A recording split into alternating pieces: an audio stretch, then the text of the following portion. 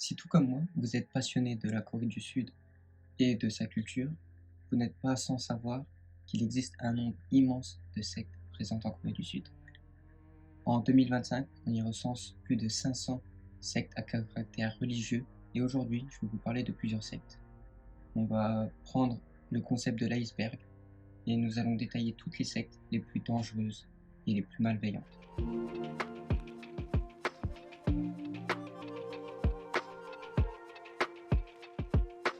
Alors si ce concept vous intéresse, n'hésitez pas à me le dire en commentaire et à lâcher un like, ça me ferait extrêmement plaisir. Bonne vidéo. Commençons par une des sectes les plus médiatisées et les plus anciennes de la Corée du Sud, la secte Moon, ou encore l'Église de l'Unification. Fondée en 1954 par Sun Myung-moon, cette secte est une des plus influentes en Corée du Sud. En effet, elle est surtout très médiatisée par leur mariage de masse. Sun Myung-moon a organisé des cérémonies où des milliers de personnes se sont mariées sans se connaître. 저는 처음에 확신이 없었지만 꿈에서 참 아버님께서 이 주책을 맡다고 잡아라고 하셔가지고 정말 내 주책을 맡구나 확신하고 축복을 받기로 결정했어요. I guess they can take it different ways. Maybe it's a little odd, weird, but then again, some people think it's cool. It's different. Nowadays, especially, people want to explore different things. Find new ways of doing things. So I think it's rather positive. Et tout ça dans un cadre religieux, avec l'idée que ces unions étaient divinement orchestrées. Et cela se fait encore à l'heure où je vous parle. Et les couples doivent donner régulièrement de très grosses sommes d'argent, poussant même à l'endettement. Ce qui a fait de Eun Myung-moon un milliardaire. Dans les années 80, il a été arrêté aux États-Unis pour fraude fiscale et évasion fiscale. En 82, il a été condamné à 18 mois de prison, mais après seulement 13 mois, il a été libéré grâce à une grâce présidentielle. Pourtant, les accusations de manipulation et d'abus n'ont jamais cessé. Malgré tout, il a continué de diriger la secte et d'étendre son influence. À sa mort en 2012, c'est son fils Young Jin-moon qui prend la tête de l'église de l'unification et continue à mener les mêmes pratiques. Les adeptes continuent de revendiquer que Sun Myung-moon est le Messie et que ses enseignements sont toujours valables.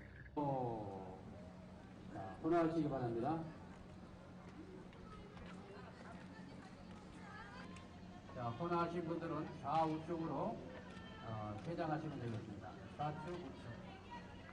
Aujourd'hui, la secte Moon est toujours active et les mariages de masse sont toujours d'actualité. Shincheonji. Shincheonji a été fondé en 1984 par Lee Man-hee, qui se considère l'incarnation de Jésus. Il prétend être le Messie et que seul Shincheonji pourra sauver le monde à la fin des temps. C'est déjà plutôt flippant, mais ce qui va suivre après l'est encore plus. Pour recruter de nouveaux adeptes, les membres de Shincheonji infiltrent des églises chrétiennes traditionnelles et organisent des événements soi-disant caritatifs. Ils ne vous disent pas directement qu'ils sont une secte, non, ils vous attirent avec des cours bibliques ou des activités bien innocentes. Et avant que vous ne vous en rendiez compte, vous êtes déjà dans un réseau ultra contrôlé. Un des moments où cette organisation a vraiment fait parler d'elle, c'était pendant le Covid-19. En effet, des centaines de membres ont été contaminés et la secte a joué un rôle clé dans la propagation du virus en Corée du Sud. Plusieurs membres ont continué à assister à des cultes malgré les restrictions sanitaires, créant un vrai super contagieux. En mars 2020, parmi les 4000 cas déclarés, 60% avaient un lien direct avec l'organisation. Il a été jugé et déclaré non coupable pour ces événements. Et aujourd'hui, la secte est toujours active, malgré une surveillance plus accrue. 세네부는 그게 진짜가 아닌 건 알면서도 성도들의 세금을 착취하고 검소하게 쓴다고 하지만 사실 부동산 가지고도 다 거짓이 아니지 않았느냐. 얘가 이단이라고 사람들한테 불리긴 하지만 네가 지금까지 말씀을 들어봤으면서 뭐 10년지기 친구를 어떻게 의심을 해요. 그래서 그냥 따라가다가 Manmin Central Church. La Manmin Central Church a été fondée en 1982 par Lee Jae-rock, un pasteur qui se prend pour un messager divin. Comme beaucoup d'autres leaders de secte, il prétend être choisi par Dieu pour répandre un message divin. Il enseigne que lui-même est la figure centrale de la foi et non Jésus. Lee Jae-rock se vante d'être capable de guérir des maladies graves comme le sida ou le cancer par des prières ou des touches divines. Sauf qu'en réalité, ces guérisons sont souvent soit exagérées, soit totalement fausses. Certains membres ont même rapporté des manipulations psychologiques très lourdes pour les convaincre que leur souffrance était le résultat de leur manque de foi. Tout comme les autres sectes, l'organisation utilise un contrôle mental abusif sur ses membres. Les membres sont encouragés à couper les liens avec leur famille et à vivre uniquement pour l'Église. Un autre aspect assez flippant, la pression constante pour faire des dons, souvent d'énormes sommes d'argent, ce qui finit par appauvrir certains membres, tout en remplissant les coffres de l'Église. Les accusations de violence spirituelle, de manipulation psychologique, mais aussi de violence physique sont fréquentes. C'est une secte qui n'hésite pas à utiliser la culpabilité, la peur et l'isolement social pour contrôler ses adeptes. Et les choses vont prendre une tournure plutôt surprenante. En 2018, Lee Jae-rock est arrêté pour des accusations de violence sexuelle. Il a été accusé d'avoir abusé de plusieurs membres de l'Église, en particulier des femmes, qu'il manipulait en leur promettant des bénédictions divines en échange de leur obéissance totale. Ce scandale a éclaté en pleine lumière, mais même après son arrestation, son influence reste présente parmi certains membres de l'Église, et aujourd'hui, la secte est toujours active. Dammy Mission. On est dans les années 80, un mec du nom de Lee Chang-rim décide qu'il est temps d'annoncer une nouvelle pas franchement rassurante. Jésus reviendra le 28 octobre 1992. On peut penser que cette nouvelle est une mauvaise blague, mais non. Lee Chang-rim fonde alors la Dammy Mission Church. Il commence à recruter en mode turbo. Ses fidèles sont persuadés que la fin du monde approche. Ils se mettent à vendre tous leurs biens, à quitter leur boulot et à prier H24 en attendant la grande explosion divine. Né le 28 octobre 1992, l'heure de l'apocalypse approche. Tout le monde est en PLS, des milliers de fidèles se rassemblent, certains en pleurs, d'autres en transe, prêts à être téléportés directement au paradis. Et comme vous pouvez vous en douter, si on est encore là aujourd'hui, c'est que l'apocalypse n'a pas eu lieu et que du coup, tous les membres ont tout perdu pour rien. Et ce qui est terrible dans cette histoire, c'est que Lee Chang-rim, lui, avait tout prévu. Pendant des années, il avait investi, mais il a été très vite rattrapé et jugé pour fraude. Résultat, des milliers de vies brisées, des milliers de familles détruites. Et cette secte, forcément, n'est plus active aujourd'hui en Russie. Salvation Sect. Dans les années 60, Hyuk Byung-hul fonde une secte chrétienne appelée Salvation Sect. Officiellement, c'est un mouvement religieux, mais en réalité, c'est une machine à fric. Car Hyuk Byung-hul n'est pas seulement qu'un gourou, c'est aussi un homme d'affaires. Il utilise l'argent de ses fidèles pour bâtir un véritable empire. Hôtels, entreprises et surtout Chongjin Marine, une entreprise qui, en 2014, va être au cœur d'un désastre. On est le 16 avril 2014. Le ferry Sewol, propriété de l'entreprise de Hyuk Byung-hul, prend la mer avec 476 passagers à bord, dont des centaines de lycéens en voyage scolaire. Mais quelques heures plus tard, c'est le chaos. Le ferry commence à sombrer lentement.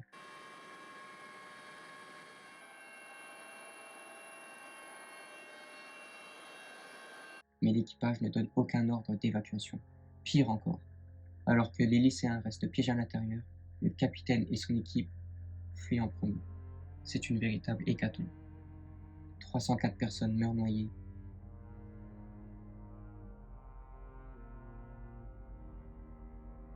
L'enquête révèle des manquements de sécurité graves. Le ferry avait été surchargé illégalement, ses gilets de sauvetage étaient défectueux et les consignes de sécurité jamais respectées.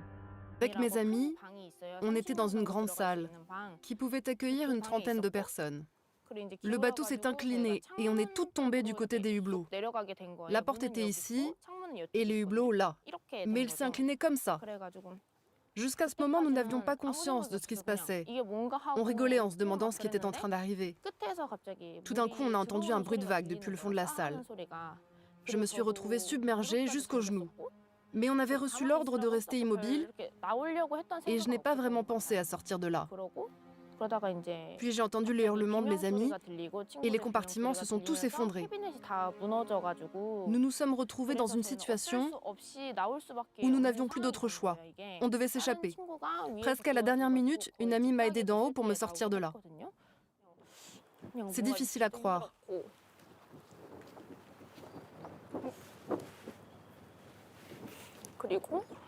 Le plus dur, c'est d'avoir perdu mes amis. Bien évidemment, les familles réclament justice. Mais au moment où la police veut arrêter Hyuk Byung-hul, il a disparu. La police lance alors une gigantesque chasse à l'homme. 50 000 agents sont mobilisés. Une récompense de 500 000 $ est offerte. Mais Hyuk Byung-hul reste introuvable jusqu'à une découverte macabre. En juillet 2014, un corps en état de putréfaction avancée est retrouvé dans un champ. C'est lui, son visage est méconnaissable, il n'a plus d'yeux et son cadavre est resté là pendant des semaines. Cause de la mort? On ne sait pas. Certains pensent qu'il s'est suicidé, d'autres disent qu'il a été assassiné pour éviter qu'il parle. Une chose est sûre, Hyuk Byung-hun emporte avec lui tous ses secrets. Grace Road Church. Je vais vous parler maintenant d'une secte beaucoup plus récente, Grace Road Church. Fondée dans les années 2010 par une femme du nom de Shin Ok-ju, qui se présente comme une prophétesse capable de prédire la fin du monde. Selon elle, une apocalypse divine va frapper la Corée du Sud, et le seul moyen d'y échapper, c'est de fuir en fait. Elle convainc alors plus de 400 personnes de la suivre dans un pays soi-disant béni, les îles Fidji. Dès leur arrivée aux îles Fidji, la réalité les frappe de plein fouet. Shin Ok-ju leur confisque leur passeport pour les empêcher de fuir. Ils ne sont plus en sécurité, ils sont maintenant prisonniers. Les fidèles sont réduits à l'esclavage agricole, ils sont forcés de travailler gratuitement dans des conditions terribles et doivent obéir au moindre caprice. Mais le pire dans tout ça, c'est que tout était filmé.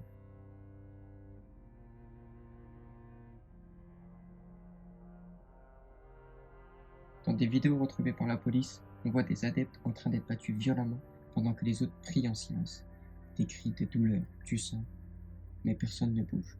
Bien évidemment, ces images choquent toute la Corée du Sud, mais la police n'intervient pas tout de suite. C'est seulement en 2018 que certains membres arrivent à s'enfuir et à prévenir les autorités. La Corée du Sud ouvre donc une enquête et elle a arrêté dès son retour à l'aéroport. Elle a accusé de séquestration, violence et esclavage moderne. Shin Ok-ju est alors condamné à 6 ans de prison, une peine jugée bien trop légère par beaucoup vu l'ampleur des abus et des dégâts. Mais même derrière les barreaux, certains de ses fidèles continuent de la vénérer. Grace Road Church n'a pas complètement disparu, car oui, certains fidèles sont toujours persuadés que Shin Ok-ju était une élue et attend toujours sa libération. Jesus Morning Star. Tout commence dans les années 1980 avec John Hyun-soo, un homme qui se déclarait être le Christ, ou du moins son message est utile. JMS, ou Jesus Morning Star, promouvoit que John Hyun-soo est l'unique moyen d'accès au ciel, une pensée qui contrôle totalement l'esprit des membres. Les membres de JMS sont soumis à une totale adoration du leader. Ce n'est pas un simple pasteur, c'est un messie vivant. En gros, tout tourne autour de lui et de son enseignement. Qu'est-ce qu'il enseigne? Que seule sa doctrine et son leadership permettent d'atteindre le salut éternel. Mais en réalité, il utilise ses pouvoirs de persuasion pour manipuler psychologiquement ses adeptes, leur voler de l'argent et leur imposer des pratiques sexuelles douteuses. De nombreuses jeunes femmes est abusées sexuellement pour qu'elles deviennent ses sœurs spirituelles. Il se disait être celui qui purifiait les femmes par des rites sexuels, une pratique qu'il a justifiée par des raisons religieuses. Certains membres ont même affirmé qu'il avait abusé de son pouvoir spirituel pour forcer des relations sexuelles, tout en menaçant de damnation éternelle si elles refusaient. Ces accusations ont conduit à une enquête criminelle et à l'arrestation du leader en 2008. Mais la secte est toujours active. Baby Garden. En 1981, une femme du nom de Kim Ki-soon fonde une communauté appelée Baby Garden. Elle se présente comme une mère divine envoyée par Dieu pour guider ses fidèles. Rapidement, des centaines de personnes la rejoignent, convaincues qu'elle détient la vérité absolue. Comme dans un grand nombre de sectes sud-coréennes, les adeptes doivent tout lui donner. Leur argent, leur maison et parfois même leurs enfants. Car chez Baby Garden, Kim Ki-soon contrôle tout. Elle décide qui se marie avec qui a le droit de parler et qui doit être puni. Ceux qui désobéissent à ces règles subissent les pires traitements. Rapidement, d'étranges rumeurs commencent à circuler. Des anciens adeptes racontent que les enfants de la secte sont régulièrement battus, enfermés pendant des jours sans nourriture. Certains sont même abusés. Et le pire, c'est que certains enfants disparaissent sans laisser aucune trace. Selon des témoignages, des cadavres auraient été enterrés en secret sur le terrain de la secte. En 1987, la police reçoit des informations inquiétantes.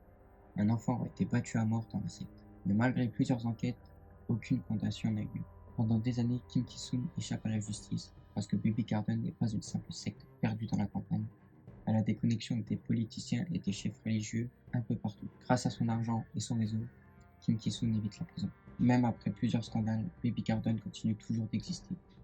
Les fidèles croient toujours en leur mère divine et Kim Ki-soon reste une figure intouchable. C'est tout pour aujourd'hui. Merci d'avoir suivi cette vidéo et dites-moi en commentaire si vous souhaitez une partie 2 parce qu'il y a de nombreuses sectes qui existent, mais beaucoup sont vraiment très secrètes. est très problématique.